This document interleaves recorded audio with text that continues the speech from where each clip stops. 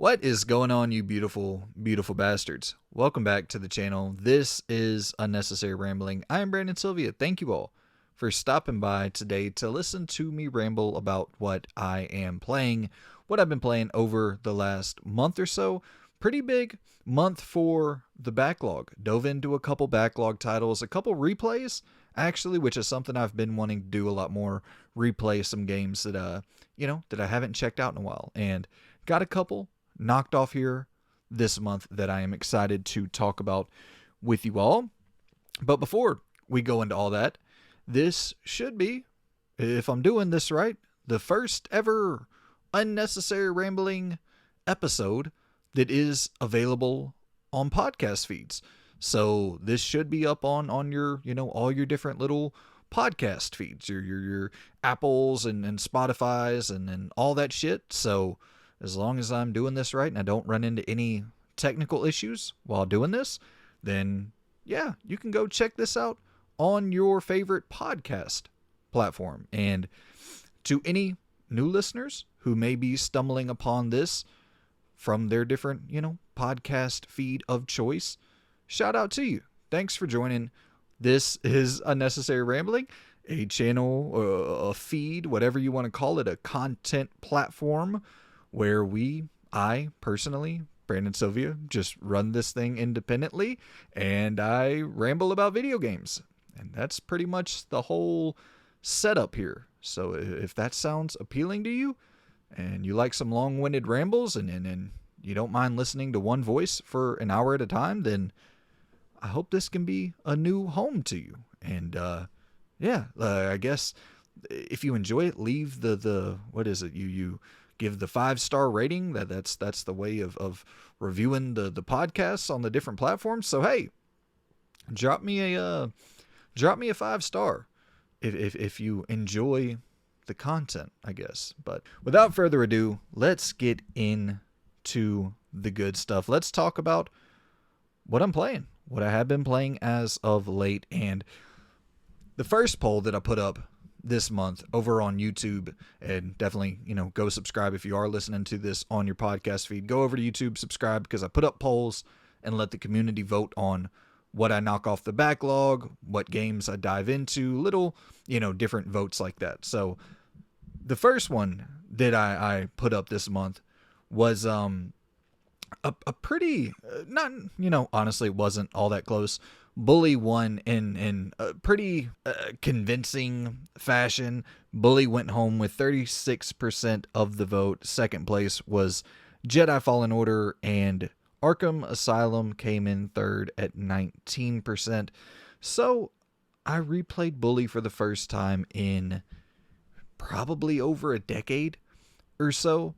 So this was nice. It was nice getting to go back to Bullworth, revisit this. And the first thing that I thought about while playing Bully was just the fact that Rockstar really needs to get back to these style of games at some point. These smaller scale open world titles that are just full of interactivity and full of fun, engaging things to go and do in this world that aren't, $300 million productions. That it's not going to cost you $300 million to make a Bully game, which I'm sure in modern day terms, if Rockstar was to crank out one of these, it would somehow end up costing in that range. But it just, the smaller scale, the more homey feel to Bullworth and to just the game in general, I really enjoyed. It felt like, revisiting an open world game that you actually could see, the light at the end of the tunnel. It never felt like you were playing a game that was going to consume your entire life. It was like, okay, here's the beginning point, here's the middle point, here's the end point. Having the different seasons that come into effect as you're playing the game is really nice. Just a nice, environmental touch as you're walking around and you're seeing the snow, or you're walking around during Halloween and everyone's dressed up. It's like, it just feels like a real homey world. And, it's simple Rockstar fare of this era with the combat, with the shooting and all that. You just have like your little slingshot, you lock onto your targets and fire away, and it's it's cool though because as the game evolves, you get these different weapons that you can use. Like you can shoot little firecrackers, or not firecrackers, fireworks at different enemies, and it's so simple, but it is so satisfying and rewarding. And like going off and finding the different parts to give to the homeless guy, and then the homeless guy teaches you moves as a reward for bringing him back parts that he can use. And it's just like you're constantly getting something new and evolving your character in a meaningful way. But it's simple enough that really anybody can pick up and play Bully. And it's actually, I would say, probably the easier, I don't know, out of everything I can remember. I don't remember Manhunt that well, and I don't remember The Warriors that well. Those are two Rockstar games that I would like to go back and revisit. I remember, it could have been that I was just so young, but I remember Manhunt being a little bit challenging. But like I said, I could be off on that. But I from memory, I think that this era of Rockstar game, the PS2 Rockstar era, I think Bully is probably the easiest, most accessible one to go back to.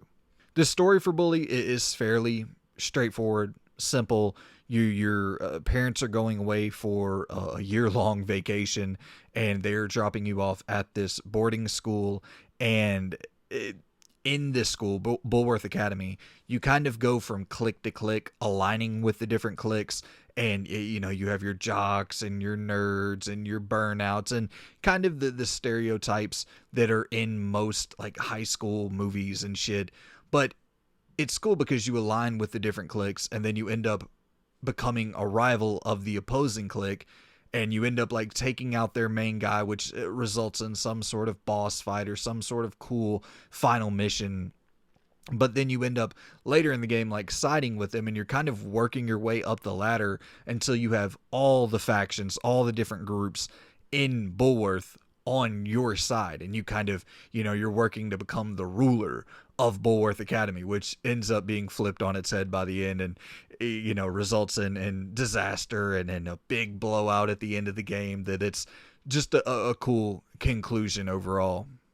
The humor is still fairly solid. I would say there's definitely some jokes that haven't aged particularly well, but overall, by and large, I would say the humor is still solid. It's still fun. You know, if you are still into that kind of raunchy 90s 2000s era humor, Bully definitely provides more than its fair share of that, you know, with a lot of jokes that will make you raise your eyebrows by today's standards. But if you were consuming entertainment in that era, then you will, you know, you'll be accustomed to hearing these style of jokes. And yeah, you know, it's not like a ton of incredible joke writing per se, but the world building is really second to none. You actually get to know these characters, and you know you'll see them just going about their business throughout the days, and you're like, oh shit, you know, there's Beatrice, who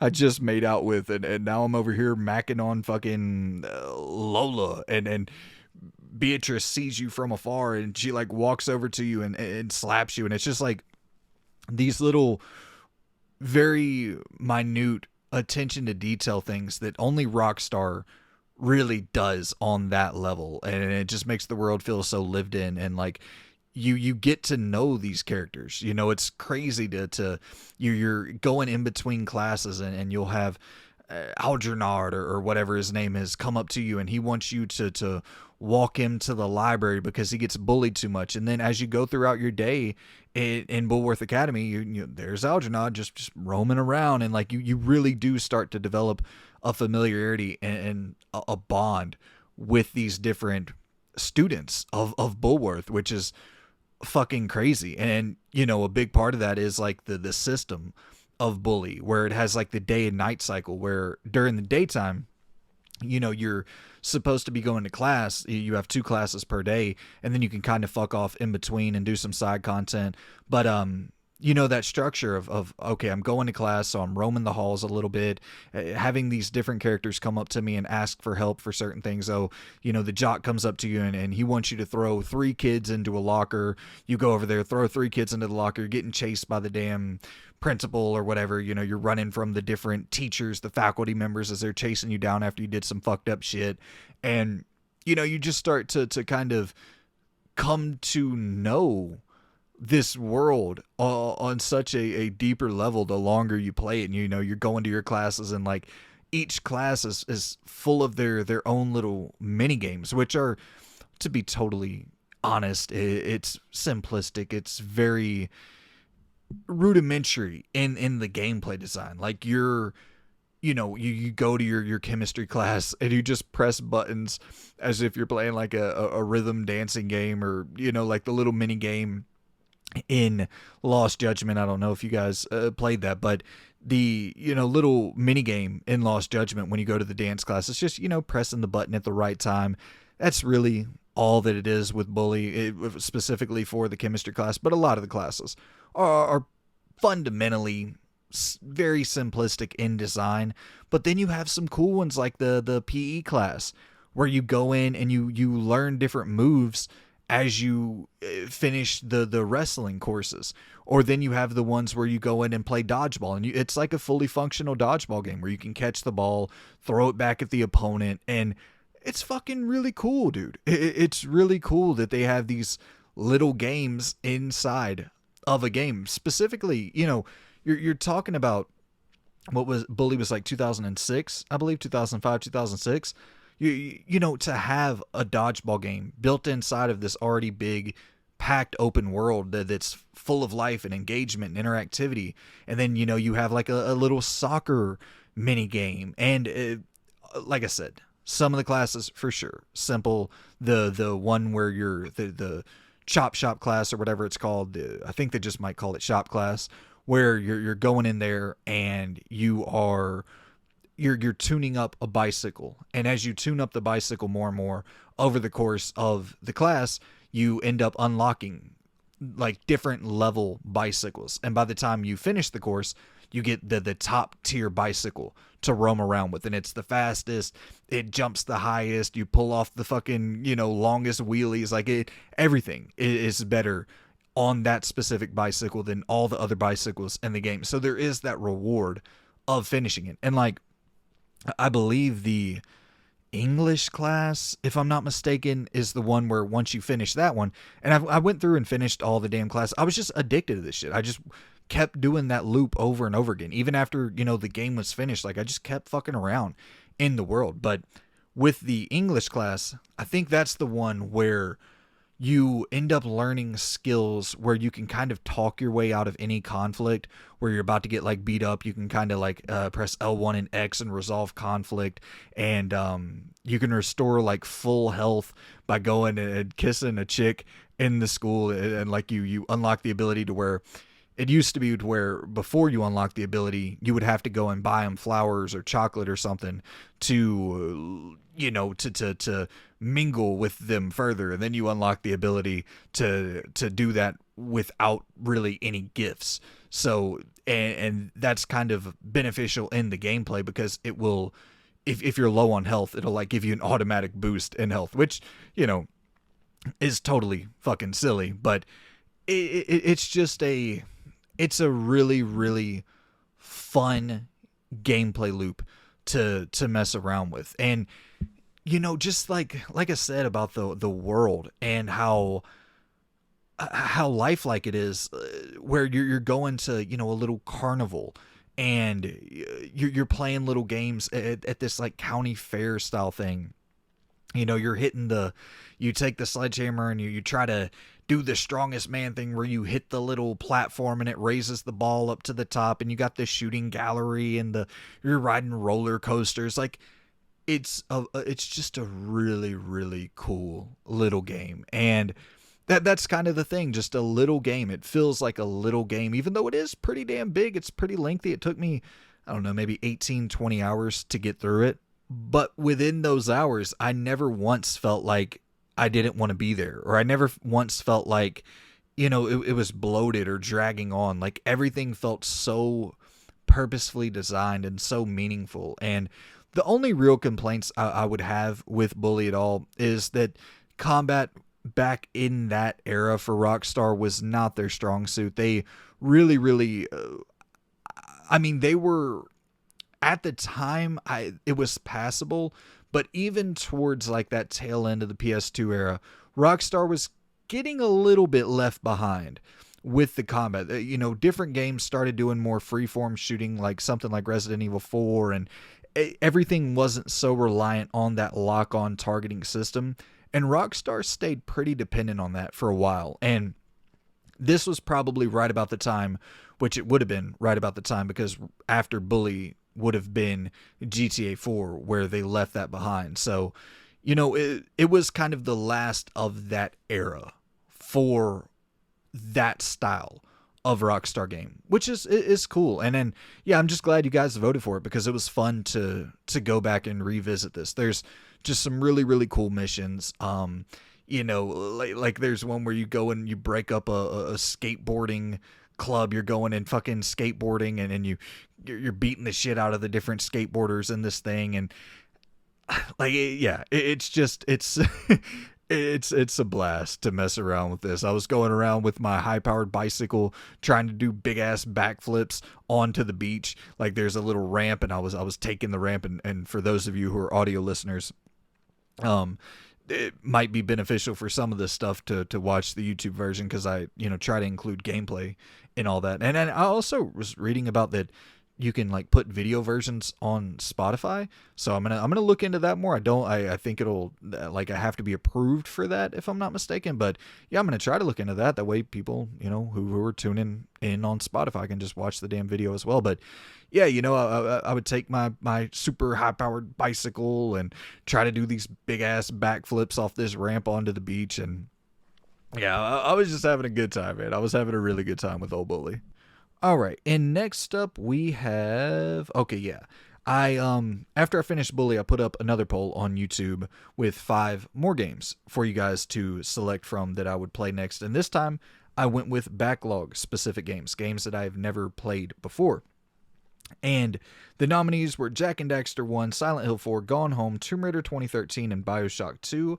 And Jak Daxter 1 finished with 39% of the vote, and Tomb Raider 2013 finished with 32% of the vote. 32% of the vote. And so yeah, dove into Jak Daxter 1, and as you probably see by the timestamps, I also dove into Tomb Raider. And that is because, I gotta be honest with you guys, I don't want to bum you out, but Jak Daxter 1, it just did not click with me, man. I thought the art style was incredible. I thought the visuals for that time were really stunning. I loved the freedom and kind of the no hand-holding approach.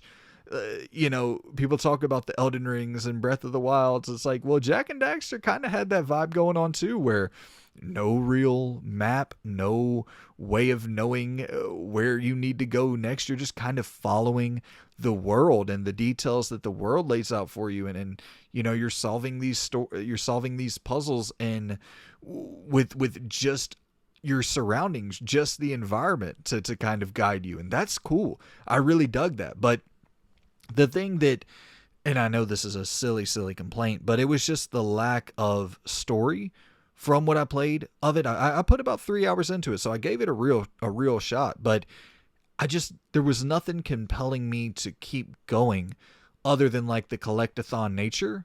And that's just not that's not really my thing. Go and collect, you know, at first it was like, go and collect 20 of these little power cell things. And then it got to the point where it's like, all right, go and collect 45 of these power cells. And I'm like, oh man, I don't know if I can be captivated by this platforming loop and this somewhat janky-ish combat loop enough to go through if the only thing compelling me to continue on is the collectability and the collectathon nature of the game. I was like, I need a little bit more to keep me engaged. So I ended up checking out of it. But what we're going to do going forward with these polls is that if I put it up and the game that you guys vote on, the game that wins, if I don't click with that, I'll then just go in to the number 2, the second highest voted game, which is what I did here. But that's what we'll do going forward. If the winner it doesn't click with me, I'll go on to the second highest voted game and, try that one out and try to get through that one. Because I really don't want to, like, I didn't leave Jak and Daxter with like a bad taste in my mouth for the game, and I don't want that to be the case. I've kind of come to this realization that if I'm not enjoying a game by a certain hour mark, then it's better off for me to just leave with some feelings of positivity towards the game and appreciation for it, rather than forcing myself to see it through to its end and come away hating the game. Like, I don't want to do that, and I don't want to shit on a game that you guys voted for, the one that you wanted to hear me talk about the most. Like, that's I don't want to do that, and I don't think there's a lot to shit on here other than the fact that it wasn't for me personally. But I do gotta say, I find it a little bit strange that this is the Sony first party game from the PS2 era or the PS3 era that got ported to modern systems, when you have all those classics that are still unplayable other than like through streaming. The first party PlayStation games, your Sly Coopers and Infamous and Resistance and fucking Killzone, which I know a lot of people don't have Killzone in that high of a regard compared to some of these others, but there's a lot of high quality, even the Ratchet and Clank games. There's a lot of these really high quality PlayStation first party classic titles that didn't get ported, but somehow Jak and Daxter got a port, which, once again, not shitting on the game. I do think the game is cool, but it's like, I wonder what exactly happened there. If you guys know any sort of behind the scenes publishing facts on that, definitely let me know, because I was like, I wonder why this initiative started to bring back these classic titles and make them available natively on PS4, but why it never went any further than Jak and Daxter. But yeah, all of them are available for modern systems. Your Jak 1, 2, the Jak X, like, so I'm not against, checking some more Jak and Daxter out. If you think that 2 might appeal to me more than 1, I've heard that 2 is a little bit more of like a Grand Theft Auto clone. So to me personally, that's a lot more up my alley. But yeah, if you think, I actually, in that poll, a commenter said if this was Jak and Daxter 2, I'd be voting for it. So maybe, I'll put Jak 2 up in a poll at some point and see if you all vote on it. But yeah, there were parts of Jak and Daxter that I had fun with, like the one little thing where you have to catch the dude. He's like running away from you, and the goal is to capture him. Like, I think was it the Muse or something? You got to capture him and bring him back to one of the people to get a fucking power cell or whatever. Like, I thought that was pretty fucking sick. The studying of this character's behavior and having to trap him at a certain angle and find those little slots. Like I said, I do think the non-hand holding nature of this game was really cool, and I would have totally been compelled to keep on going forward if there would have been a little bit more of a narrative or something that was just keeping me going other than collecting. So yeah, I've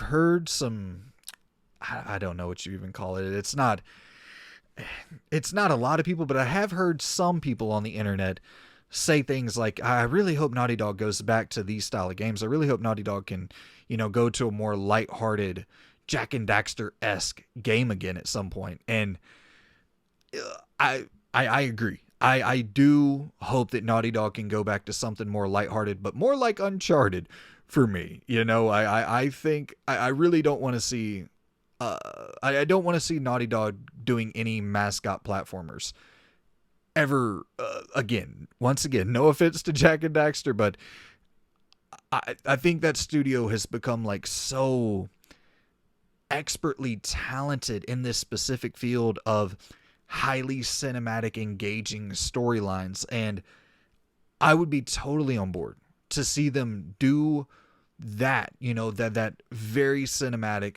very story focused approach to storytelling, but in a lighter hearted world. I'd be totally down for that.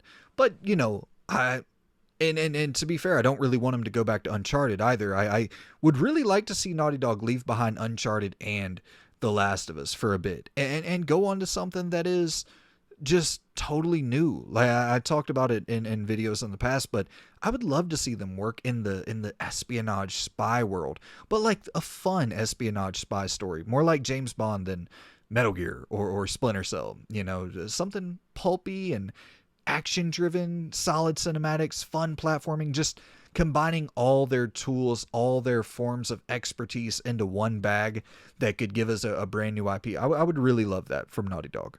But when I ended up finally putting the controller down for Jak and Daxter 1, I was like, I can't do my people like that. I got to knock off one of these games here that you all voted for. So I moved on to the second place game, the second highest vote, Tomb Raider 2013. First time ever playing Tomb Raider 2013. Tomb Raider is a classic. You know, I grew up watching my dad play all the original Tomb Raider games on the PlayStation 1. And, you know, him handing me the controller from time to time and just fucking around in those worlds with Lara Croft and the difficult platforming and just the sense of wonder of those games were immaculate at the time. And I don't know why I never played Tomb Raider 2013. And I remember, you know, actually, I would know because it was exclusive for a little bit. And I didn't have a, 2013, that would have been Xbox One exclusive for a little bit, if I'm not mistaken. Or would that have been Xbox 3? Whatever. I didn't have either of the Xbox platforms at the time. And so I ended up missing that one. And then when Rise of the Tomb Raider came around, I was like, oh, I'd really like to play that. And then when Shadows of the Tomb Raider came around, I was like, oh, I'd really like to play that. But I don't like diving into franchises midway or partway through them. I really like starting from the beginning. But for whatever reason, just never picked up Tomb Raider 2013. And so I felt like no better time than the present. Jumped off of Jak and Daxter, landed on Tomb Raider, and I landed in an absolute sweet spot for me. This was so fucking good, man. This was so good. I was so surprised that the essence of Tomb Raider, like I still felt it here. You know, the challenge with platforming, of course it's not on the level of the PlayStation 1 games, but somehow, you know, with Uncharted, I love Uncharted to death, but there's a pretty rote kind of standard understanding that we all have when platforming in Uncharted games, where it's like, okay, you might fail a couple times, but you typically know exactly what you need to do and where you need to go.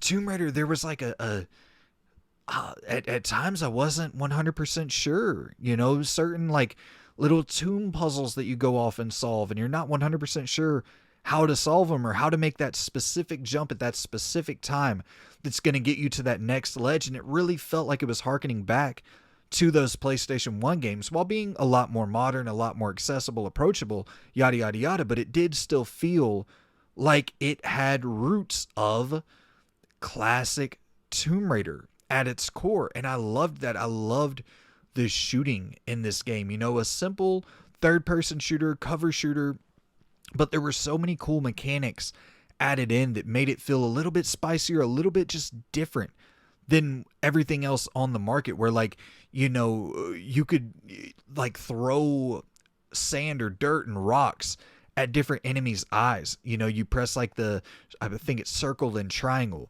on the PlayStation, and you do a dodge, and then you grab the sand, throw the sand up in the enemy's eyes, and then they're like trying to fucking wipe their eyes of the sand and the debris and shit, and you pull off that quick headshot, and you're cycling between your different weapons, and as you're going through the game, you're upgrading these weapons, and by the end of it, your bow has all these crazy different abilities, flaming arrows, and it's a constantly progressing combat system that is continuing to reinvent, while it's reinventing the way that you're kind of choosing to engage with battle. It's it's giving you so many different options, and your preferences are changing throughout the game, because as you upgrade the different weapons, there's like a, you start leaning towards one more than the other. This is a little bit more fun to play with now because of this upgrade, or this one's,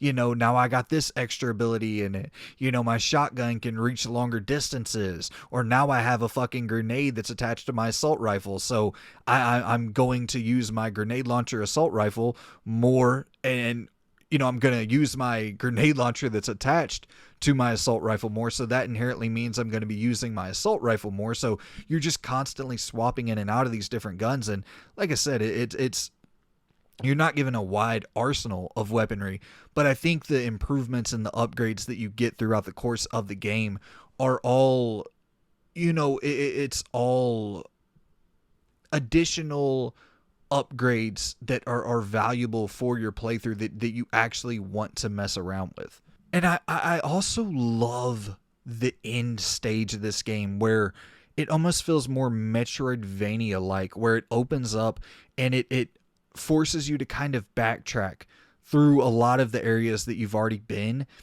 but you're given these new different skills and new ways to traverse around the world. And having your bow that you can now shoot at certain objects and like bring them down on top of surfaces that are destructible, and then like travel a new path to get to a destination you've already been. Like, it did have that kind of Metroidvania feel to it, as you have your different unlockables on deck and on hand, ready to use at any different time. So the just general gameplay, the general moment to moment feel of Tomb Raider 2013 was really, really remarkable. The cover system was great. It's kind of like just a standard auto cover. You get to a surface, a platform that you want to hide behind, Laura automatically hides behind it, and just the movement is fluid and solid. And the only thing in combat I would say that's below average or kind of just mediocre is the melee system. You get an ability to like pull off these perfect dodges later in the games, and that becomes fun, where you pull off the perfect dodge, and then if you time the attack properly, when the button prompt pops up, just you press triangle at the right time, you can end up like one hit killing a lot of different enemies, and that is fun. But no doubt that the melee system in general, it doesn't feel like Uncharted 4 level with the melee combat. And I hate to do the comparisons there, because obviously they're different games made with different budgets and different studios, yada yada yada. But I think the comparisons are pretty obvious there, with Uncharted ripping a lot of what made Tomb Raider great initially, and then Tomb Raider 2013 ripping a lot of what made Uncharted maybe surpass Tomb Raider in a lot of respects. But there is still that thing of playing as Lara Croft, like this iconic, historically important video game character, this cool ass chick, and seeing this origin story kind of play out with the supernatural undertones, and the film crew angle, being stranded on this island, and these people who are very I guess naive or just unsuspecting in general, seeing the some of the tragedy that strikes within these different characters throughout the game is really cool. And it's not, once again, I don't like doing this comparison over and over, but it is an obvious comparison. It's not on that Naughty Dog level of production value or character modeling or the cinematics, the storytelling, the writing, like all of those things. Naughty Dog far surpasses Tomb Raider with, with the Uncharted games, and obviously with the Last of Us games. But this, it feels a little bit more B tier, but I would say in a lot of ways the actual movement of the game feels just as good and just as fun, and that's kind of, at the end of the day, what you're looking for with the game, is a really fun ass gameplay loop to get lost in. And Tomb Raider 2013 absolutely provides that, with great set pieces, some very, very nice, like, environmental visuals. Like I said, the character models and all that don't look top tier, but the world looks really, really impressive. And just different sections where you're gliding down the fucking zip line, and you're having to time your jumps to get to the zip line below you, and there's just like this risky feeling to controlling Laura in those moments, or some of the cinematic moments where you get a little bit of control of the character as she's going down a fucking a waterfall or something, and you got to shoot a tank at the right time to blow up the tank that's blocking that has a I guess like wooded environment sort of blocking your path, and you got to shoot that tank out to make it through without being fucking decapitated. And yeah, it's got some real cool cinematic moments like that allow you to actually control the character, which is always fun to me. But yeah, I don't really have a ton to add to Tomb Raider 2013 to this discussion. I just think it's really fun. I just had a lot of fun playing Tomb Raider 2013. So I will definitely be diving into Rise of the Tomb Raider hopefully this year. If 2023 releases are about to start picking up in a big way, so we will see. But yeah, I would absolutely like to hop into the sequel this year. Next up on the list, a backlog title that I played in my downtime. I didn't put this one up in a poll because I knew it would not win the poll, and I just wanted to play it just to check it out a little bit to see if I would like to dive into the sequel that is releasing in February. I believe February 2nd, if I'm not mistaken. And that is Deliver Us the Moon. The sequel is Deliver Us Mars. But I played a little bit of Deliver Us the Moon. And yeah, I think it definitely sold me on not playing Deliver Us Mars. No offense to Deliver Us the Moon. I know it's a indie team and everything. But man, to be a very narrative focused, very non-gameplay driven experience, it was quite janky, quite buggy, man. I was surprised by a game with such little gameplay somehow getting gameplay wrong. And yeah, it did not feel really great to control or move that character at all. There were multiple little bugs that I ran into, like audio glitches and grabbing a certain object and trying to move it, and the character just like not grabbing it as the prompt pops up, and it says, okay, press square to grab item, press square to grab object, and I'm doing it, and the character's just not grabbing the object, and I have to like close the game, restart it, and then the character grabs the object. It's like, what the fuck is going on with this? Just a lot of those weird little instances like that made me just go, all right, I don't want to. And I mean, there's probably 3 times that in the span of 3 hours, where I exited out of the game, closed it, rebooted it back up to just get it to play properly. It was bizarre. And this is a game that came out a while ago, so I don't know how it still had all these technical issues. But yeah, man, the abstract kind of environmental storytelling was cool. I thought the subtlety of the story was awesome, and I actually thought the direct storyline was pretty damn cool.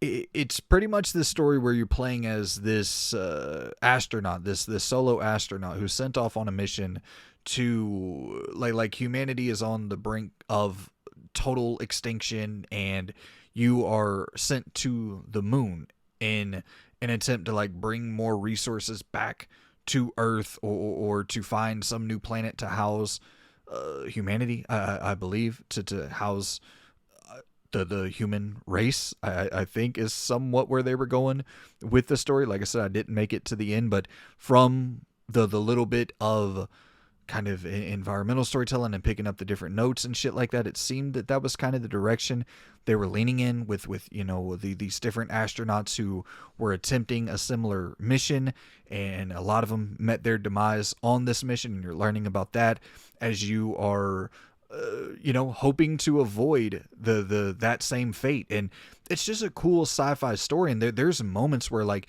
you first launch the rocket and you're like, holy shit, you're seeing this rocket that you launched floating through space and coming down onto the moon. And there was one badass, like I said, a cinematic kind of slight engagement moment where you're controlling your character floating through space after something went really, really wrong, and you are like trying to dodge debris and shit. Like, it was really, really cool. But if it would have been more of that and more just abstract kind of walking around trying to examine what was here before me, pick up any sort of clues as to where I should go next, opposed to very, very clunky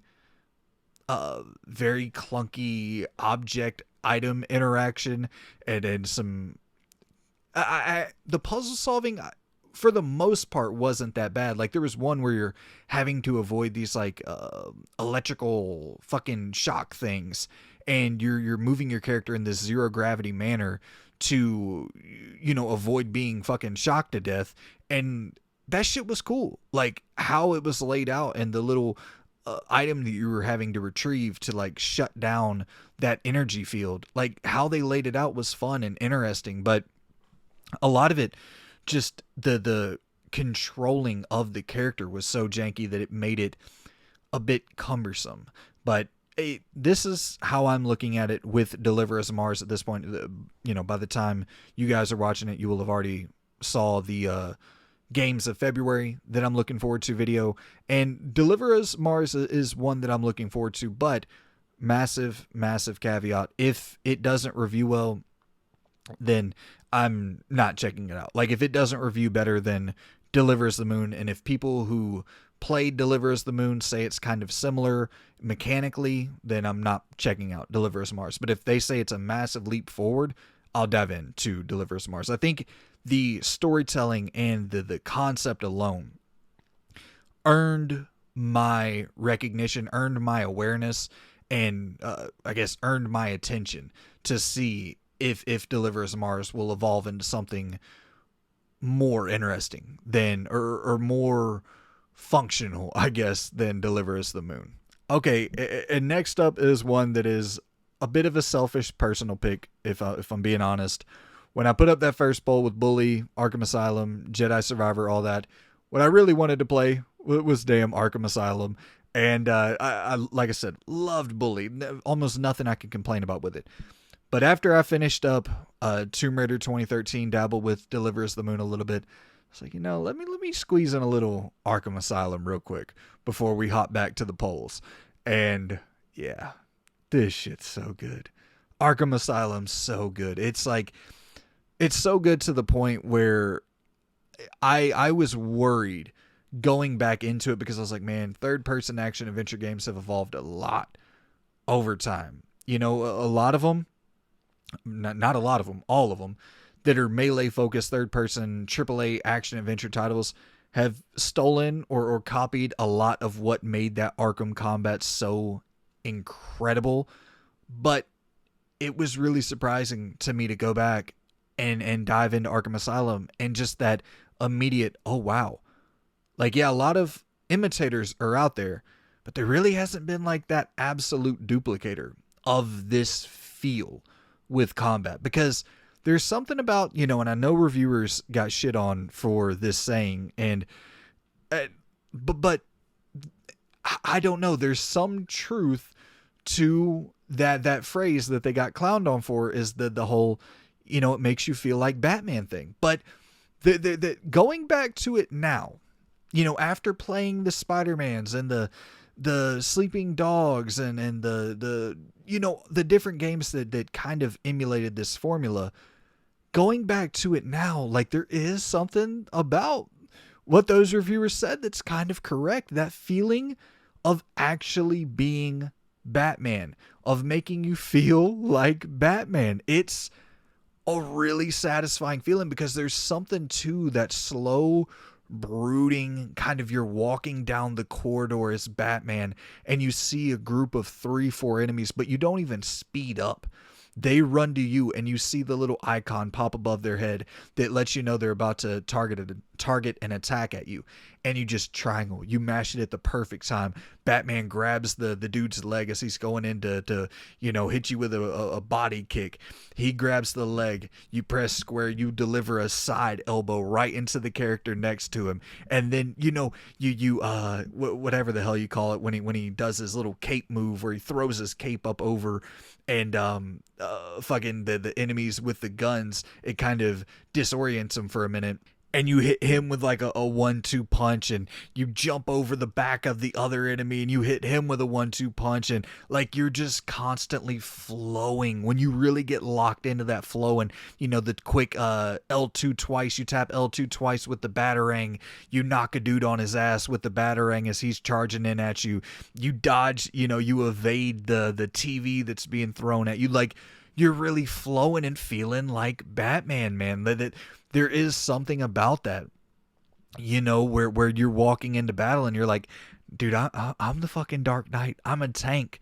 You better be coming correct, because I'm coming at you with all my gadgets, with all my tricks, with all my evasion tactics, with all my damn, it's not the, it's definitely not the gadget system or the diversity of gadgets and tricks that you had in like Arkham Knight or even Arkham City, but that just baseline combat of playing as Batman in Arkham Asylum is so satisfying. And not to mention, you go into the stealth encounters where you're jumping from these different gargoyle tops and you hang, you do this inverted hang as Batman, and then you take down the enemy. You hang them up by the damn gargoyle. It gets the other enemy's attention, and you just start zipping around from gargoyle to gargoyle, and you're just perched up waiting for one motherfucker to make the wrong move, get isolated. You go and hit him with a glide kick. You hop right back up to the gargoyle.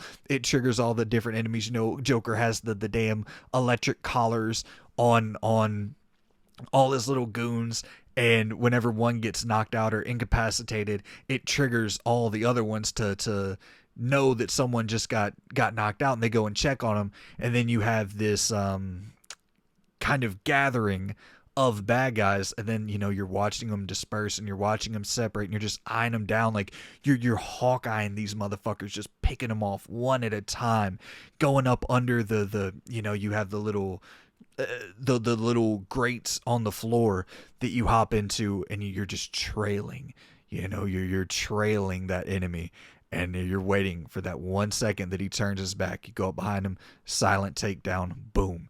And God, it's just a really, really fun combat loop, and it never stops being fun.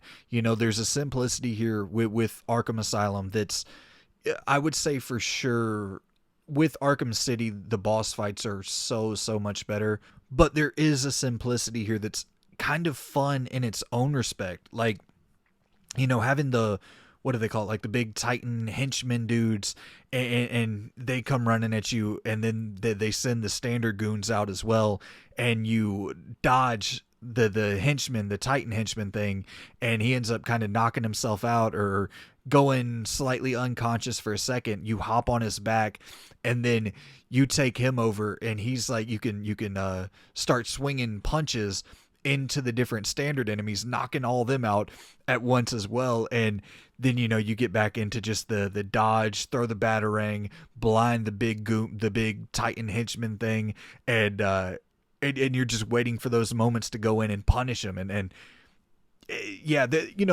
there's this, once again, a simplicity and a similarity there with stuff like that being very similar to what you do with the Bane boss fight.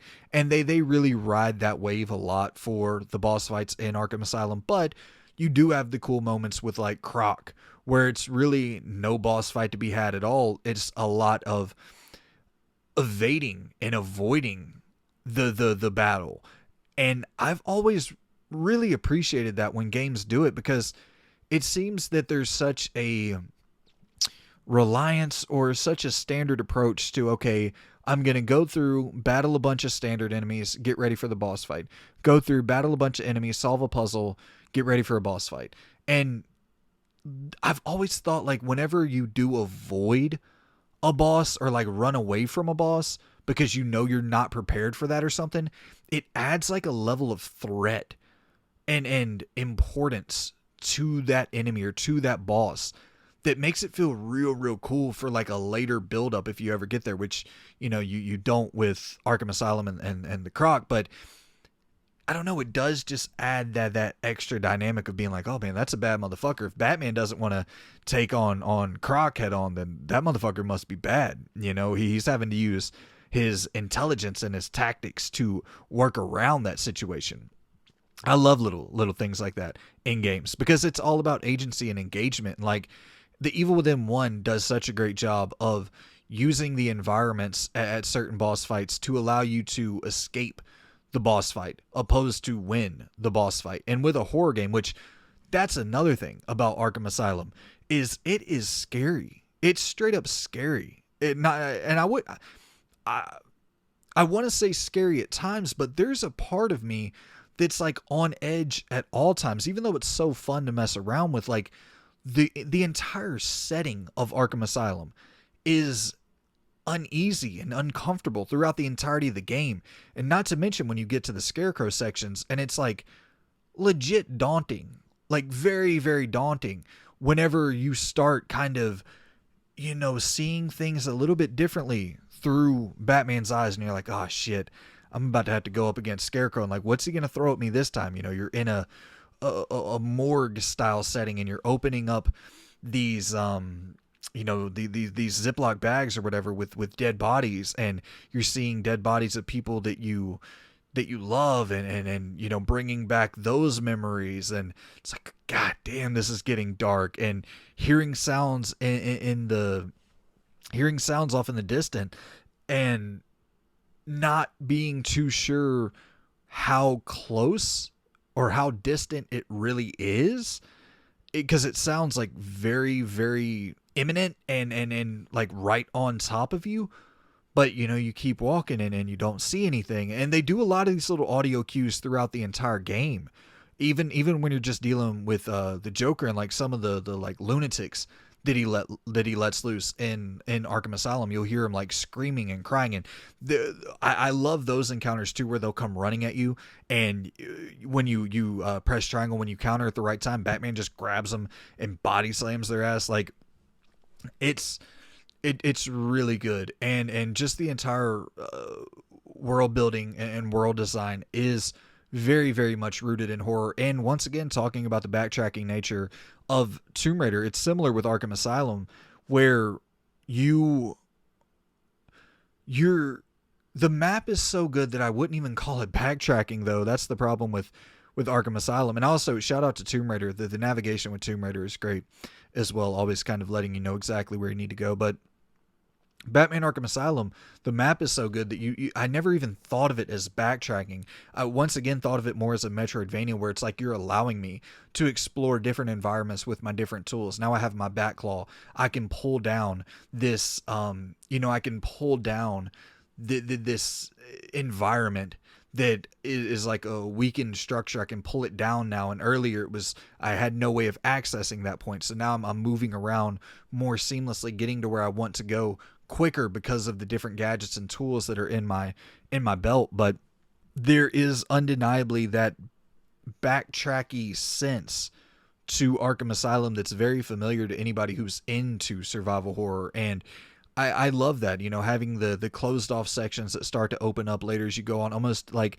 your Resident Evils with your keys, but with Arkham Asylum, it's Batman with his different gadgets. So yeah, there's almost nothing at all I have negative to say about this game. Like, it's, in my opinion, the best superhero game ever made. It revolutionized third-person action adventure games, third-person melee-based combat systems. Without this game, who fucking knows? You know, I mean, this was such a needed step forward in third-person melee systems, and it's great to see what Insomniac's done with it. It's great to see what, you know, all these different developers have done with it. But this is where everything started. You know, this is the RE4 of RE4 was, you know, the revolutionizing third person shooter. This is the revolutionary third person melee system, and what a fucking treat it was to go back to. All right, and last up, I promise I won't spend too long on this, but I don't know what has come over me within these last couple weeks, but I have, you know, I guess it's probably the NFL playoffs, but I've been wanting to play some football games that aren't Madden. Like, I don't want to go out and I don't even want to pay $50 for Madden. I know what Madden is at this point. I know they don't evolve much at all. So I was like, let me try to check out some indie or smaller scale football games out there. And so I grabbed two of them. First one I played was Mutant Football League. And this is like a kind of NFL Blitz style arcadey, very over the top experience where all the different stadiums that you play inside of have different environmental hazards, and you can kind of use those to your advantage. Like, you catch a pass and you see a fucking big pool of like spikes or something. You know, avoid that pool of spikes, but you kind of try to lure your enemy into it. And or just a big gaping hole in the field that like a snake pops out of, and you try to kind of, you know, stay far enough away from the snake so you don't get ate, but kind of try to guide your enemy or guide the opposing team somewhat near it. And the actual gameplay of Mutant Football League is surprisingly fun. It's not, you know, it has no semblance of simulation Madden style gameplay to it. It is absolutely over the top. You can't expect, you know, 3-step drops, 5-step drops, and then accurately hitting your target on the money with a bullet pass across the, like, it's not trying to give you that experience where you're reading defenses or anything like that, but you can fucking bribe the ref. You know, it's fourth quarter and you need to win the game. You bribe the ref, and they're on offense, and it's like 3rd and 8. They get a first down, but the ref calls a penalty, and they just say like crazy shit, just nonsensical stuff. They call the penalty on them, and then the next play, the offense, they go out and they attack the ref to hurt him, to bring on a new ref.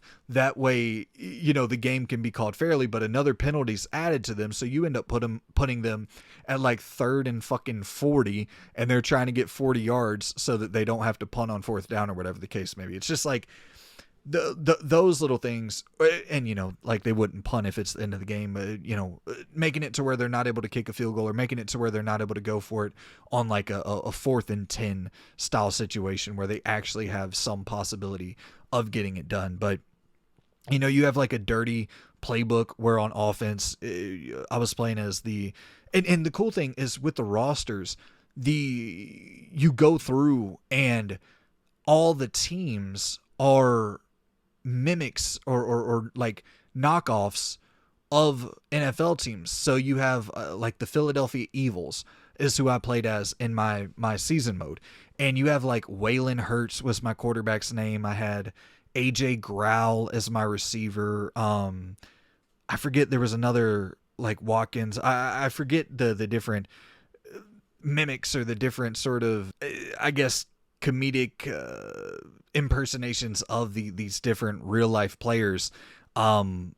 But yeah, you know, you have like a dirty playbook where you go to it on offense, and if you're the Philadelphia Eagles, you can use a shotgun. So you're running the ball and you pull out your shotgun and you just start shooting the different mutant players who are charging at you, and that they're all like mutants. Everyone on the field is fucking mutants. So these fucked up things have like tails coming after you. Some like the receivers and cornerbacks can roll instead of running whenever they're using their speed burst, so they're charging super damn fast. And I played through a whole damn Dynasty mode, played through every single game.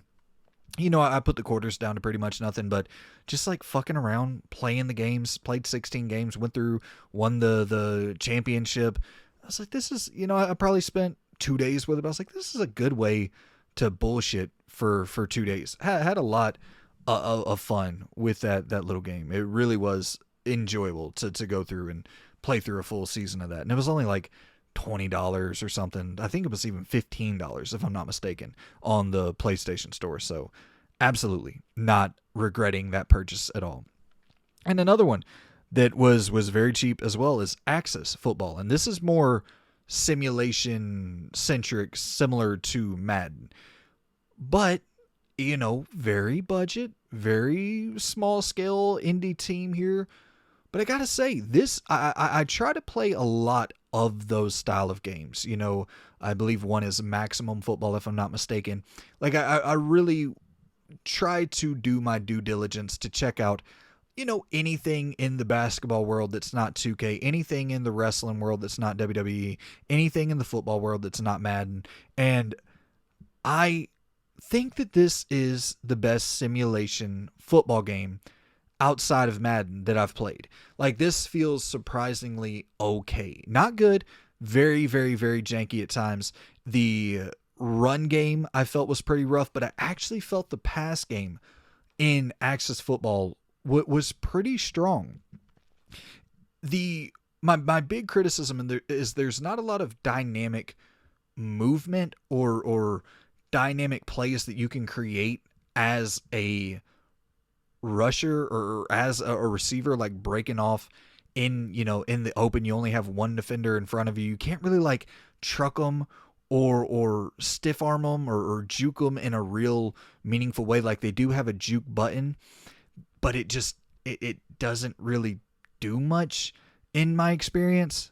And not having that stiff arm or lowering the shoulder button to gain extra yardage, like that, limits the amount of enjoyment you can really have rushing the ball out in the open or rushing the ball in the backfield. So those would be my big complaints with it. But I once again played through a full season mode of Axis Football, had fun with it. They have, similar to Mutant Football, like knockoffs of NFL teams where they have like the Denver Mountaineers and shit, like the Green Bay, I think it might have been Green Bay Attackers, if I'm not mistaken, which was the team I ended up playing with. And you can go in and like kind of edit the rosters, and if you want to create your own player, they have a bunch of different face types that you can go in and choose. And yeah, it's a lot better than most of these simulation style football games that I've played in the past. I didn't really hate it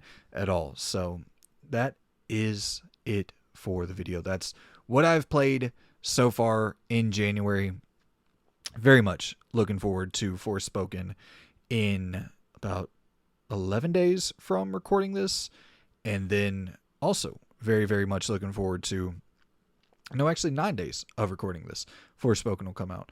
I think Forspoken comes out on the 24th, if I'm not mistaken. And then Dead Space on the 27th. Season A Letter to the Future, I think the 30th or the 31st. So a lot of good shit on the horizon that I am very, very excited for, especially February. Very loaded.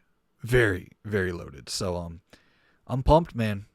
Pumped to get some new stuff to dive into. Pumped to get some new stuff to talk about with you all. And yeah, I appreciate you all for watching.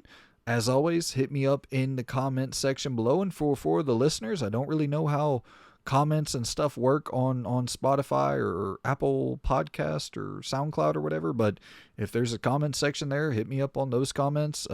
If not, just leave a positive review if you liked it. And yeah, if you do want to shoot the shit, hop on over to the YouTube page, fucking, participate in the community polls, fuck around in the comments sections. I'll hit you back, drop a comment and let me know what you have been playing. And for all the YouTube supporters who have been around for a hot minute, I greatly, greatly appreciate all of you bastards. Thank you all for stopping by each week. And this little thing here, I don't know if you see it. I got this like kind of fucked up looking new pop filter here for the microphone. Perfect in time for the audio version of the show.